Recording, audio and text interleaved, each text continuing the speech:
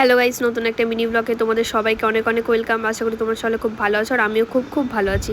তো আমি আর স্নেহা গতকালকে চলে গিয়েছিলাম 3টে নাগাদ টিউশন, কেন আমাদের অনেক দিন ধরে টিউশন যাইনি। তো ভাবলাম যে যাই, টিউশনগুলো যাই, না গেলে তো হবে না, সামনেই আমাদের সেমিস্টার এক্সাম আছে। তো স্যার যেখানে আগে টিউশন পড়াতো সেখানে আমাদের অনেক দূর হতো রাস্তাটা। তো যাই হোক, স্যার এখন কাছেই পড়াচ্ছে, মানে নতুন একটা বাড়ি ভাড়া নিয়েছে, তো ওখানে আমরা চলে গেছিলাম। দেন আমাদের পড়া কমপ্লিট হয়ে যাওয়ার পরে স্যারের মেয়ে হয়েছে, তো স্যারের মেয়েকে একটু আমরা আদর করে নিয়ে বেরিয়ে পড়লাম টিউশন থেকে। দিয়ে আমরা ভাবলাম যে কোথায় যাবো ঘুরতে, তো স্নেহা বললো চল বাদ থেকে ঘুরে আসি। তো আমিও বললাম চল তাহলে, ওখানে অনেক দিন যাইনি, ঘুরে আসি। তো এবার বাতে গেলাম, গিয়ে চা খেলাম ফার্স্টেই। আমার চা তো মানে যেখানে যাই আমরা তো চা খাবোই, চায়ের পোক আমরা।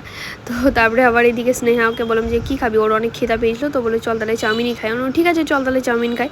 এবার চাউমিন খেয়ে দিয়ে আমরা চলে গেলাম বাস স্ট্যান্ড, বাস ধরার উদ্দেশ্যে। তো স্নেহার কিছু কেনাকাটি ছিল, এগুলো কমপ্লিট করলো।